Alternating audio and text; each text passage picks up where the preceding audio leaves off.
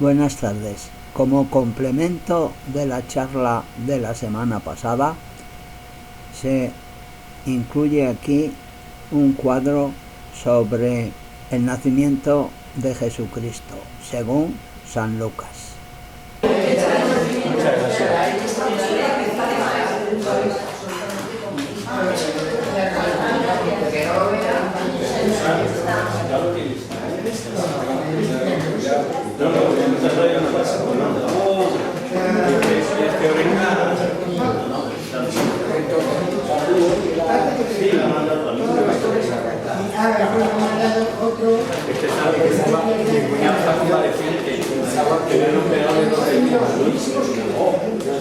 gracias.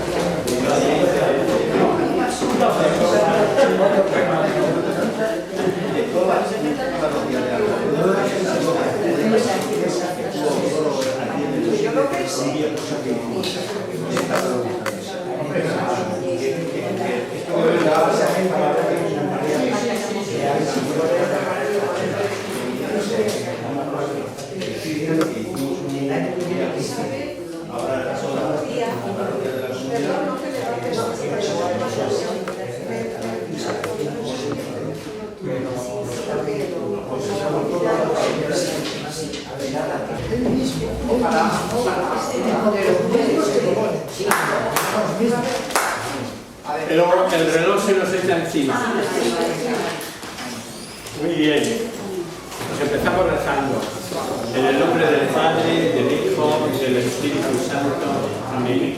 Jesús, luz verdadera que ilumina a todo hombre, luz que llega a este mundo. Nosotros sabemos que tú has venido de Dios al Padre para ser nuestro Maestro y que enseña los caminos de la verdad. Las palabras que oímos de ti son espíritu y son vida, pero ¿quién es digno de abrir el libro rompiendo el secreto? Tú solo, tú que diste tu vida por nosotros y nos compraste para Dios con tu sangre. Danos a conocer los misterios del reino de Dios y a sin agotarle riquezas del corazón. Descúbrenos los tesoros de la sabiduría y de la ciencia de Dios que sí se oculta. Haz que tu palabra libere nuestras almas, guíe con luz nuestros pasos, ilumine nuestra senda, hasta que amanezca el día y se extiendan las tinieblas. Tú que vives y reinas por los siglos de los siglos. Amén.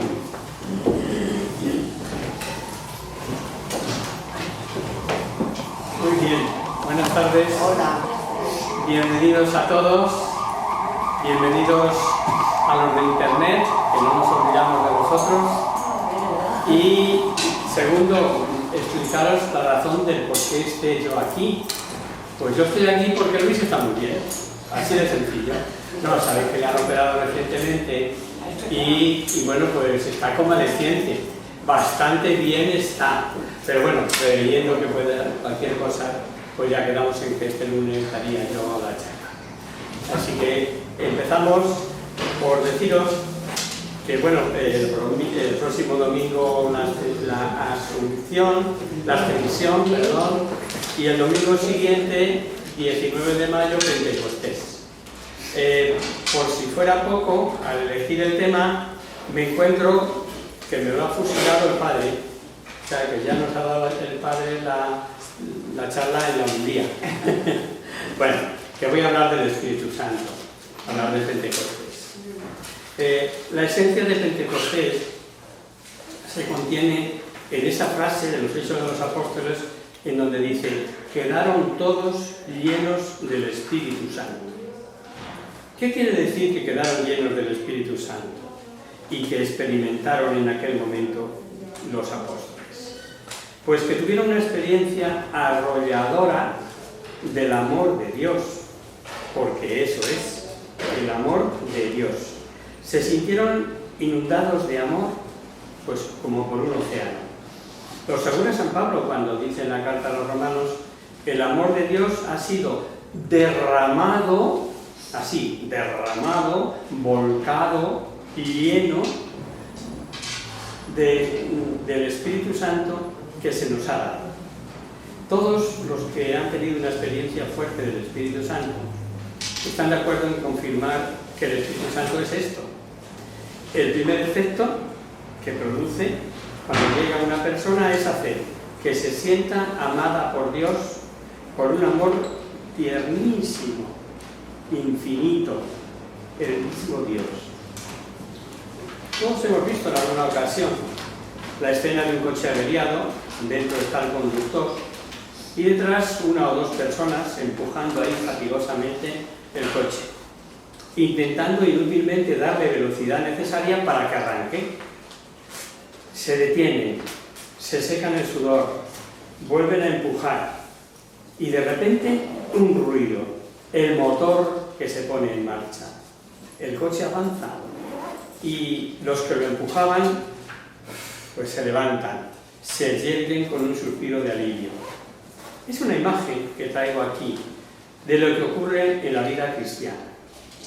Se camina a fuerza de impulsos, con fatiga, sin grandes progresos, a empujones, y pensar que tenemos a disposición un motor potentísimo, nada menos que el poder de lo alto, como dice Cristo, que espera solo que se le ponga en marcha.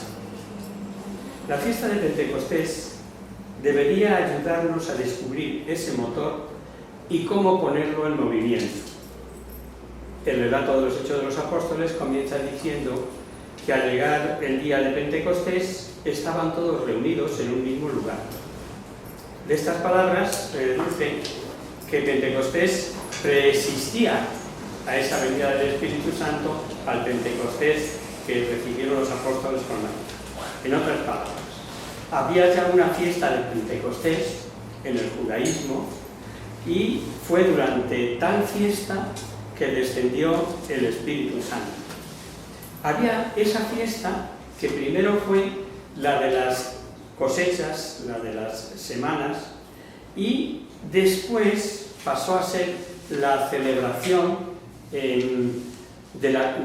aparte de esta, de la fiesta de la cosecha, se ofrecía a Dios la primicia del trigo, pero después, os iba a decir, ciertamente en tiempos de Jesús, la fiesta se había enriquecido de nuevo, significado, era la fiesta de la entrega de la ley en el monte Sinaí. Eso se celebraba ya en el judaísmo. Y si el Espíritu Santo viene sobre la Iglesia precisamente el día en que en Israel se celebraba la fiesta de la ley y de la alianza, es para indicar que el Espíritu Santo es la ley nueva, la ley espiritual que sella la nueva y eterna alianza. Una ley escrita ya no en tablas de piedra, sino en tablas de carne, que son los corazones de los hombres, como diría Ezequiel. Estas consideraciones, enseguida, de inmediato, surge un interrogante. ¿Vivimos bajo la ley antigua o bajo la ley nueva? O dicho de otra manera, ¿cumplimos nuestros deberes religiosos por constricción, por temor, por simple costumbre?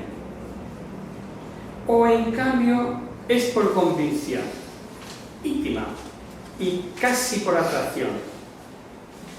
En otras palabras, ¿sentimos a Dios como Padre o como nuestro patrón? Os cuento una historia. A principios del siglo XX, una familia del sur de Italia emigra a los Estados Unidos. En barco, claro.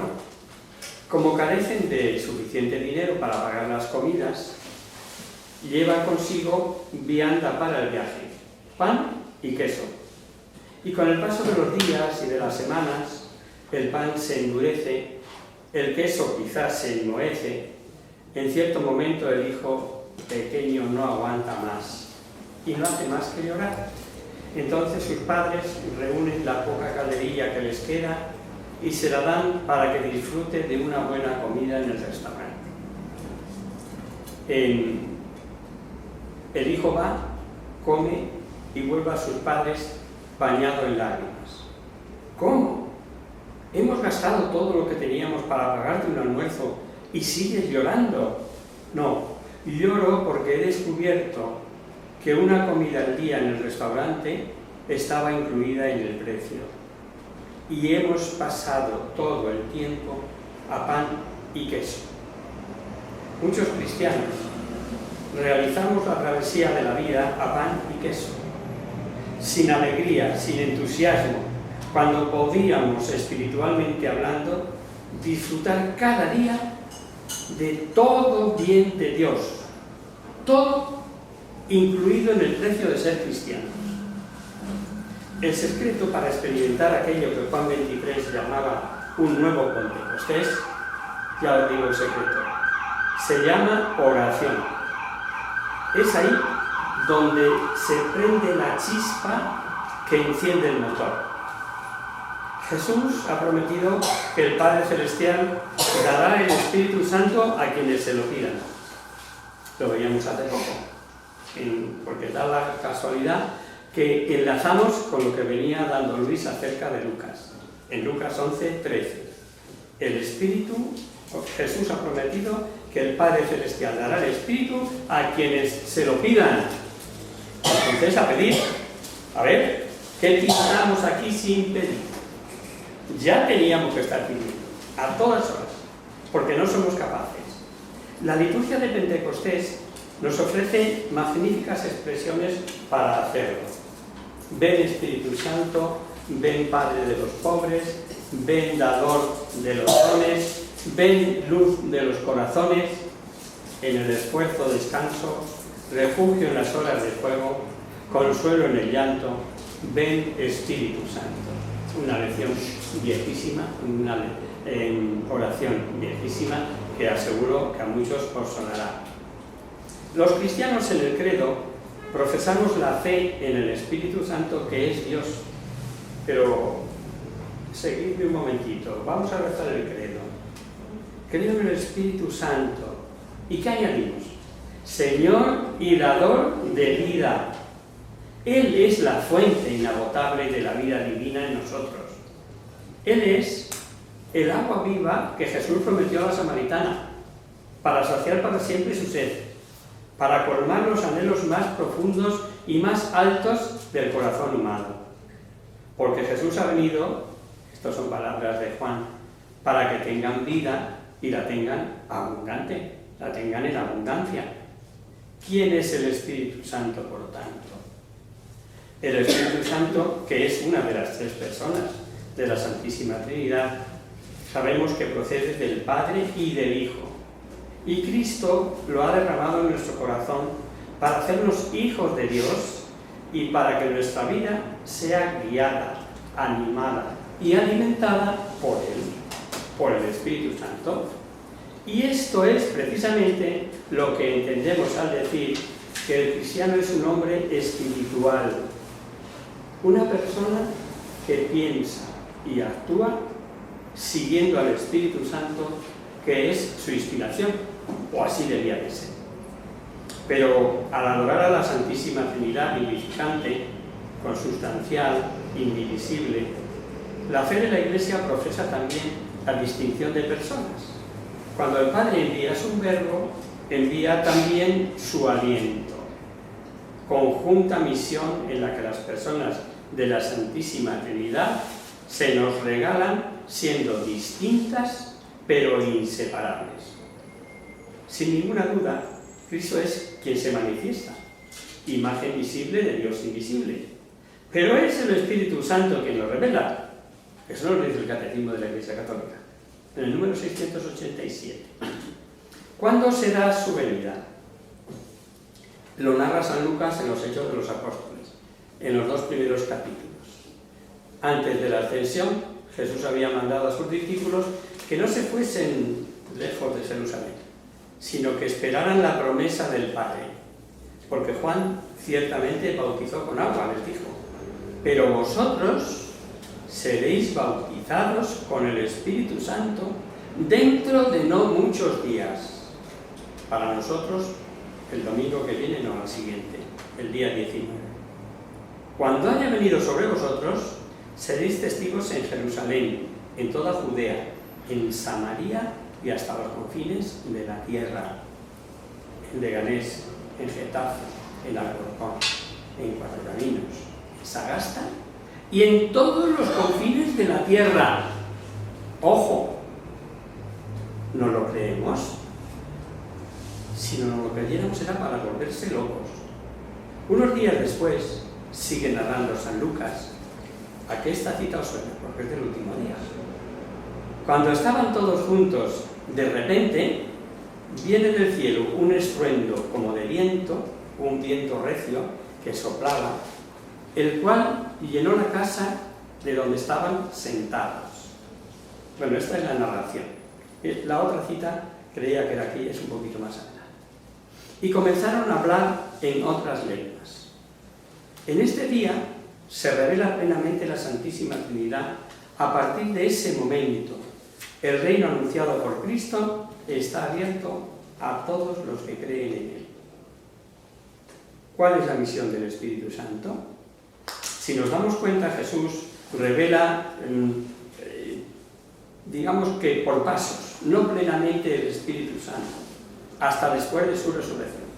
Sin embargo, sí lo sugiere poco a poco, incluso en su enseñanza a la muchedumbre, cuando revela que su carne será alimento para la vida del mundo, igual que se lo dijo a Nicodemo o a la samaritana y a los que participaban en la fiesta de los tabernáculos.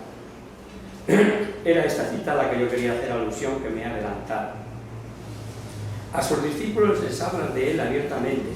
A propósito de la oración, lo recoge San Lucas en el versículo 11, que lo vimos el último lunes anterior a estas charlas extraordinarias. Si vosotros, que sois malos, sabéis dar cosas buenas a vuestros hijos, ¿cuánto más el Padre del cielo dará el Espíritu Santo a aquellos que lo pidan? ¿Os suena? Sí. Es del último lunes que dio la charla Luis. Y no habíamos caído en que lo que daba era esto, el Espíritu Santo. Si vosotros, que no sois buenos, sabéis dar cosas buenas a vuestros hijos, ¿cuánto más el Padre del cielo dará, no dice otra cosa, que el Espíritu Santo a aquellos que se lo pidan? Y cuando les explica el testimonio que tendrán que dar, dice: cuando seáis arrestados, no os preocupéis ni por lo que habéis de decir, ni de lo que habéis de hablar. Llegado ese momento, se os comunicará lo que tenéis que decir. Pues no seréis vosotros los que hablaréis, sino el Espíritu del Padre que hablará por vosotros. El Paráclito es Dios mismo. Esa palabra rara, que nos suena cuando nos hablan del Espíritu Santo y que nos traducen por abogado, por confesor, es Dios. O sea que el Espíritu Santo no es una cosa rara porque le llamamos Paráclito, no, es el mismo Dios, que el Espíritu Santo es Dios. Nadie puede decir Jesús es el Señor sino por influjo del Espíritu Santo, dice San Pablo escribiendo a los Corintios. Y en la epístola a los Gálatas dice: Dios ha enviado a nuestros corazones el Espíritu de su Hijo, que clama Abba, Padre, Papá, Papaíto. Esto es obra del Espíritu Santo. Vamos a ver un poquitín de su secuencia o de su relación, en primer lugar con María, el Espíritu Santo y la Virgen María. Él preparó a María con su gracia. María, llena de gracia, como la llama el ángel, la madre de aquel en quien reside toda la plenitud de la divinidad corporalmente. A mí esta cita de Colosenses me encanta, porque no se puede decir en menos palabras y más clarito quién es Jesús. Reside en Cristo toda la plenitud de la divinidad corporalmente, de Colosas. En María, la divina gracia realiza el designio benevolente del Padre. La Virgen concibe y da a luz al Hijo que Dios, por obra del Espíritu Santo, su virginidad se convierte en fecundidad única por medio del poder del Espíritu y de la fe. En fin, por medio de María, el Espíritu Santo comienza a poner en comunión con Cristo a los hombres, objeto del amor benevolente de Dios. Estas son palabras del Catecismo, pero está traducido tal cual con otras palabras de lo que ha dicho el Padre Ademar en la misa. Cuando ha aludido a la sinodalidad, él y todos juntos, que la tenemos, perdonadme, tan oída que nos suena no sé a qué. Pues es caminar todos juntos, sí, pero la clave no está en ir todos juntos, ni llevar todos la misma tortilla, si me perdonáis la expresión, para la misma excursión. No, no, no. Todos juntos aportando todos lo mejor de nosotros mismos. ¿Y de dónde ha de salir esa buena merienda? Sino del Espíritu Santo. ¿Qué vamos a aportar? ¿Qué creemos que hacemos presumiendo de sinodales si no aportamos amor? Si no está el Espíritu Santo presente en la vida de cada cristiano que camina junto. El conocimiento de fe no es posible sino en la divina gracia. Para entrar en contacto con Cristo es necesario primeramente haber sido atraído por la divina gracia. Él, con la Trinidad Beatísima, viene a habitar en el alma por el sacramento del bautismo. Este es otro aspecto que San Pablo lo desarrolla fenomenal y que lo pone como máxima para los pecados de impureza. A mí me encanta ese pasaje. Cuando dice, ¿te has dado cuenta que tú eres casa de Dios? Imaginad por un momento un personaje el más extraordinario que se os ocurra, de la literatura, de la religión, el que mejor os caiga, y te dice que va a venir a tu casa. ¿Cómo prepararías la casa? No tienes costumbre de poner flores, ese día compras flores. No tienes, y le harías el mayor homenaje, porque va a venir a habitar a tu casa. Pues ahora pensad quién es el que viene a habitar en nuestras casas, en nuestras almas. Nada más y nada menos que el Espíritu Santo. Por eso digo que San Pablo lo maneja muy bien, dice, ¿no os habéis dado cuenta que sois templo del Espíritu Santo? Y unirse a una meretriz es meter en un fregado asqueroso al mismo Dios. Eso es lo que les quiero decir. Fijaos qué importante es esto de la inhabitación. El Espíritu Santo, con su gracia, es el primero que nos despierta en la fe y nos inicia en la vida nueva que supone conocer al único Dios verdadero y a su enviado Jesucristo. Solo de repaso, y algunos lo tienen muy reciente, como lo ha dicho un pajarito, conviene recordar qué nos da, qué nos aporta, qué es lo que entendemos como dones del Espíritu Santo. Dice que son 7, ¿verdad? El don de sabiduría. El don de sabiduría es ver todas las cosas con los ojos de Dios. El de entendimiento es ir más allá del aspecto externo de la realidad y escrutar las profundidades del pensamiento de Dios y de su designio de salvación. El de consejo ilumina nuestro corazón y nos hace comprender el modo de hablar, de comportarse, del camino a seguir. Son cosas que regala el Espíritu Santo. El de ciencia. El don de ciencia nos lleva a captar a través de la creación la grandeza y el amor de Dios. Sí, no solamente tiene que ser los ojos purísimos de un niño o un bello atardecer frente al mar. Toda la creación toda, de tu marido, la de tu mujer, la de tu vecino, todo, es un don de Dios. Eso lo da el don de ciencia, lo que nos hace captar a través de la creación la grandeza y el amor de Dios. El don de la piedad indica nuestra pertenencia a Dios y nuestro vínculo profundo con Él. Yo soy, pues esto, cada uno podríamos ahí el nombre de nuestro pueblo o de nuestra ciudad, y nos sentimos que nadie se meta con la mitad de mi pueblo. Igual podríamos decir de los clubes de fútbol o de otros, cuidado, que yo soy de él y hemos ganado, que nos sentimos parte de eso. Eso es lo que llamamos normalmente la pertenencia. Yo pertenezco, o esto me pertenece. Pues eso con relación a Dios.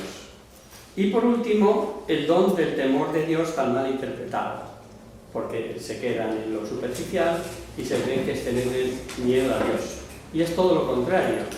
El abandono en las manos de nuestro Padre, que nos quiere tanto, y por tanto nuestro temor de Dios es el temor de ofender a Dios. No se puede vivir una vida cristiana sin la vida divina, pues es nuestro compañero y protagonista de nuestras vidas. Esto lo desarrolla nuestro Papa actual, el Papa Francisco, en unas charlas que acostumbra a dar en Santa Marta durante la homilía en la capilla por la mañana, que es lo primero que hace en la mañana. No se puede caminar, dice él, en una vida cristiana sin el Espíritu Santo. Y ha añadido que pidamos al Señor gracia de entender dicho mensaje, porque Él, ojo a esto, cuando os he dicho lo de la sinodalidad y los desvanes, Él, dice el Papa, es nuestro compañero en el camino. El Santo Padre explica que sin el Espíritu Santo, que es la fuerza, no podemos hacer nada, porque el Espíritu Santo nos hace resucitar de nuestros límites.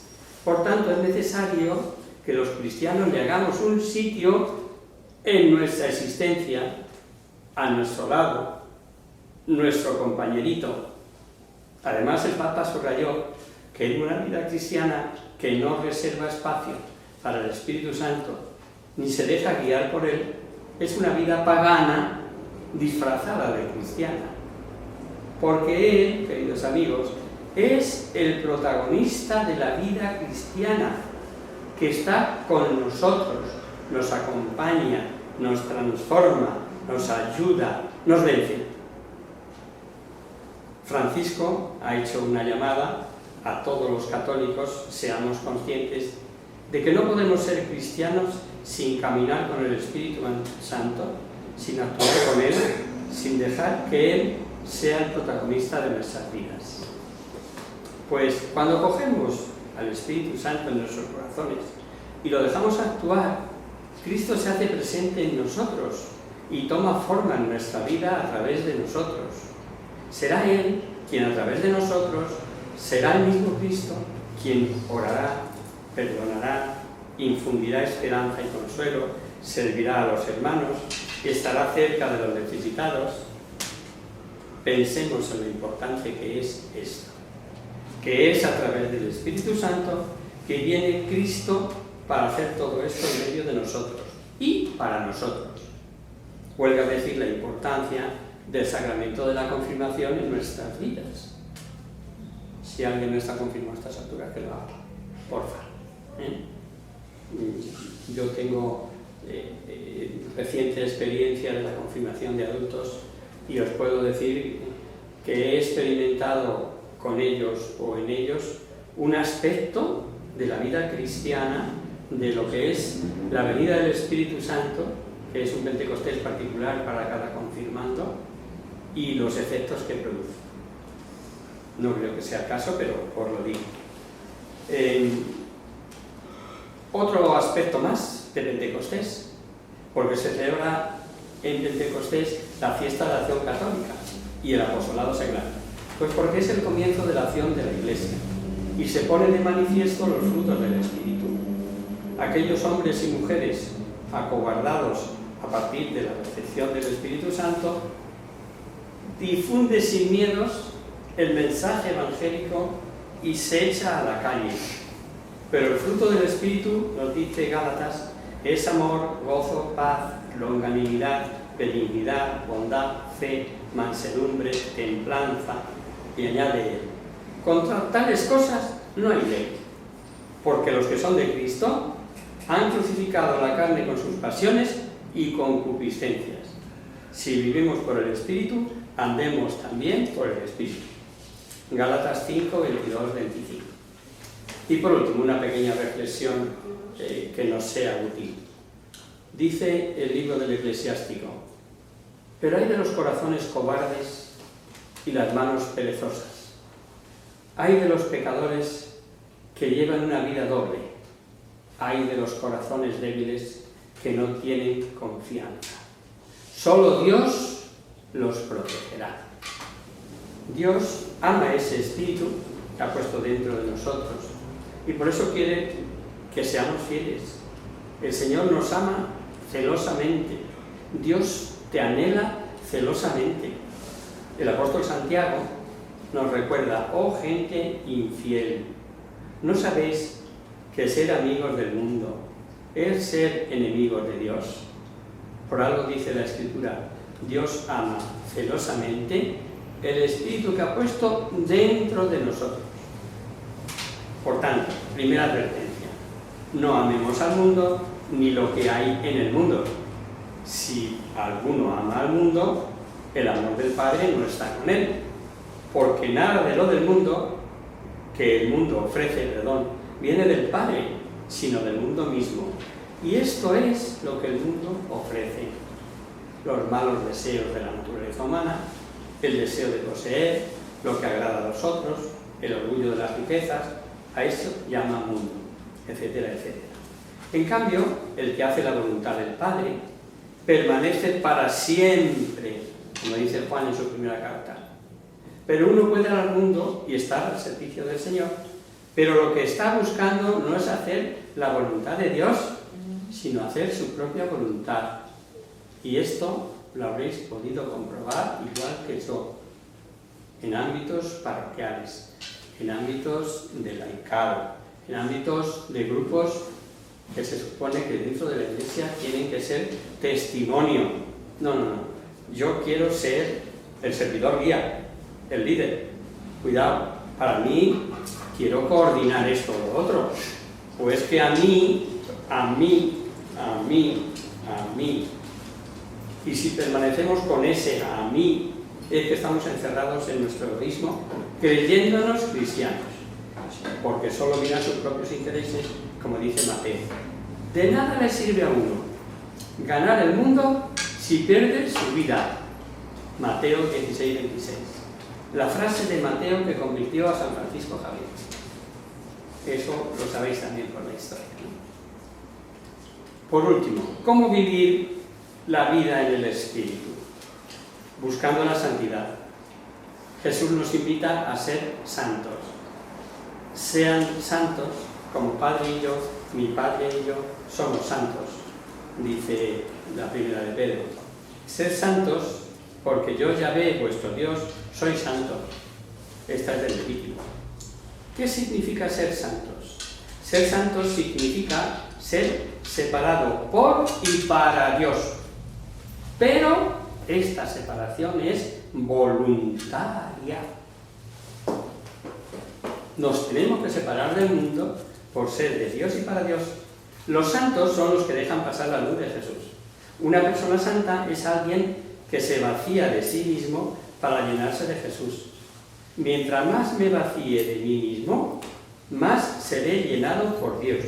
Y dice San Pablo escribiendo a los romanos: les ruego, dice, que le ofrezcan su propia persona como hostias vivas agradables a Dios.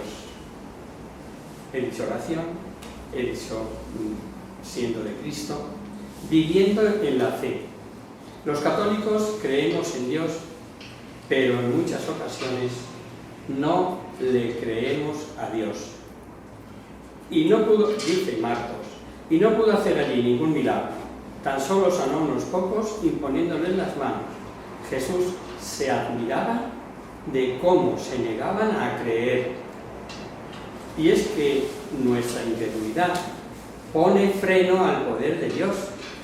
Si tú esperas, si tú confías, si tú crees, el Señor te da y el Señor te concede. Y en cuanto a la oración, no es suficiente hablar de Jesús. Hay que hablar con Jesús primero. Antes de hablar a los hombres de Dios, habla con Dios de esos hombres. Que nuestra adoración sea auténtica porque sale del corazón. Jesús, siendo Dios, pasó orando, pero que muchas y muchas noches en oración. Y en los más importantes de su vida, de su misión mesiánica, Jesús oraba. Nos dice continuamente el Evangelio de aquí para allí. Jesús se iba a un monte solitario a orar. Hay un adagio que dice, dime cuánto oras y te diré cuánto mides. Espiritualmente se entiende, ¿no? Tú puedes ser físicamente muy chico, pero en la oración puedes ser un gigante. Y lo digo en plan positivo, porque lo fácil es decirlo al revés. Puedes ser muy grande y si no oras... No. Tú piensa parte de ti. Puede ser muy poquita cosa, pero si oras, puedes ser un gigante, viviendo el servicio a la comunidad. Una persona que ha nacido de nuevo se compromete 100% a Dios en el servicio. Es obediencia a la voluntad de Dios y obediencia a tus superiores. El mejor ejercicio de libertad es poniendo tu libertad en las manos de tus superiores, porque el Señor así lo ha constituido, El mejor ejemplo de ello es Ananías, que solo aparece 2 veces mencionado en la Biblia.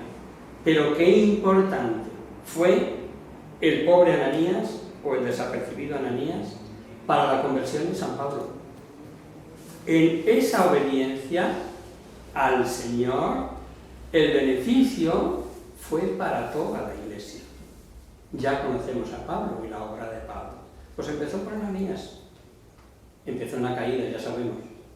El camino de Damasco, su conversión. Pero quien recondujo todo eso en la Iglesia fue el pobre Ananías, que pasa desapercibido. Conclusión. El Señor nos invita a ser testigos, a dar testimonio de su poder. También hablaba el Padre de testimonio. Hasta dar la vida si es necesario, a ser libres para ser guiados por el Espíritu Santo. El Señor te está pidiendo hoy que te entregues radicalmente a Él y que sea Él quien gobierne tu vida, tus bienes, tu persona, tu familia, que permanezcas unido a Él para que de esa manera puedas vivir la vida en abundancia que Él tiene para ti, para que puedas vivir la vida en Él. Y con esto ya no os canso más. Si os sirve, pues ahí tenéis. Preciosa. Bueno. Una pregunta por aquí.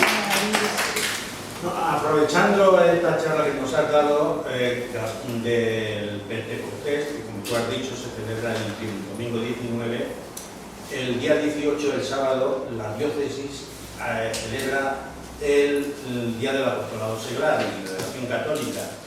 Para todos los movimientos y asociaciones como nosotros, para todas las parroquias, para todos los cristianos individualmente, si quieren ir de forma individual, de la diócesis. Y se celebra en el seminario a las 9:30. Es para estar allí, si se está todo el día, porque allí se come en conjunto todo, cuesta 20 euros la comida y el estar allí ese día. Lo presidirá todo, estará el cardenal José Cobo. Allí consta de una charla que se da, dividirse después en grupos y después de la comida se empezará invocando al Espíritu Santo, que es como ha estado diciendo ahora Adolfo, y se irá prácticamente en procesión desde el seminario hasta la catedral, donde hará el cardenal una misa, celebrará en conjunto para todos de esta celebración. El compañero nuestro Ángel, que se acaba de ir, se va a encargar de llevar nuestro emblema como asociación, pero que lo digo para si hay alguien que le interese o quiera asistir, el sábado a las 9:30 empieza en el seminario eso. Y digo, si se quiere quedar allí a comer, es una comida en solidaridad con todo el mundo, donde encontrar con todos los diocesanos de Madrid, 20 euros, y todos los días se dedica a esto. Ya digo, va a presidir desde el comienzo de la mañana hasta la final de la misa, el cardenal Don José. Y si no se pudiera todo el día, ya sabemos que no es fácil, al menos en la Eucaristía final, donde habrá representación de todos los grupos, sí intentar el que fuera también. O sea, que no penséis que tiene que ser todo el día. Hombre, ideal si se puede todo el día. ¿Vale? Venga, pues rezamos a la Virgen y nos vamos.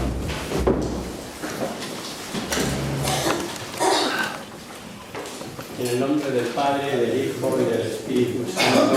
Amén. Virgen, bella como la luna, delicia del cielo, en cuyo rostro se miran los santos y se contemplan los ángeles. Haz que nosotros, tus hijos, nos parezcamos a ti, y que nuestras almas reciban un rayo de esa belleza tuya, que no decae con los años, sino que brilla en la eternidad. María, sol del cielo, despierta la vida donde haya muerte, e ilumina los espíritus en que haya tinieblas. Reflejándose en los nuestros hijos, concédenos un destello de tu luz y tu fervor. María, poderosa como un ejército, concede a nuestras vidas la victoria. Somos tan débiles y nuestros enemigos se ensoberbecen contra los estragos, mas con tu bandera nos sentimos seguros de vencerlo. Él reconoce el poder de tu bien y teme la majestad de tu mirada. Sálvanos, María, bella como la luna, única como el sol, temible como un ejército retado, levantado en pie de guerra, no por el odio, sino por la llama del amor. Amén.